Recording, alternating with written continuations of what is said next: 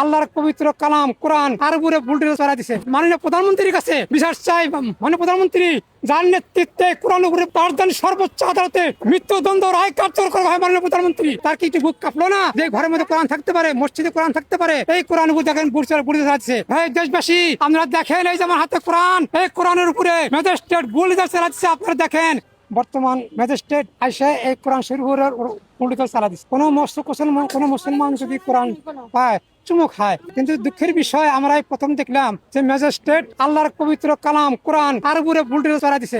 মানুষ ছিল এবং মসজিদ কমিটি এই কোরআনকে তারা অবমাননা করছে। যার নেতৃত্বে কোরআন উপরে বুলডোজার চালানো তার জন্য সর্বোচ্চ আদালতে মৃত্যুদণ্ড রায় কার্যকর করা হয়, মাননীয় প্রধানমন্ত্রী। এটা পবিত্র আল্লাহর কালাম, আপনি দেখতে পাচ্ছেন পবিত্র আল্লাহর কালাম, এই কালামের উপরে বুলডোজার চালা দিছে। আমরা একে পালে চুমা খাই, কোন মুসলমান বলছে পালে চুমা খায় অমুসলিম ব্যতীত। এই কোরআন উপর দেখেন, আমরা দেখতে পাচ্ছেন এই যে কোরআনের উপরে এই যে বুলডোজারের দাগ দেখা যাচ্ছে। কিসের ম্যাজিস্ট্রেট কি লেখাপড়া করছে সে আল্লাহর কালামের উপরে? তার কি বুক কাঁপলো না যে ঘরের মধ্যে কোরআন থাকতে পারে, মসজিদে কোরআন থাকতে পারে? এই কোরআন উপর দেখেন বুলডোজার আছে।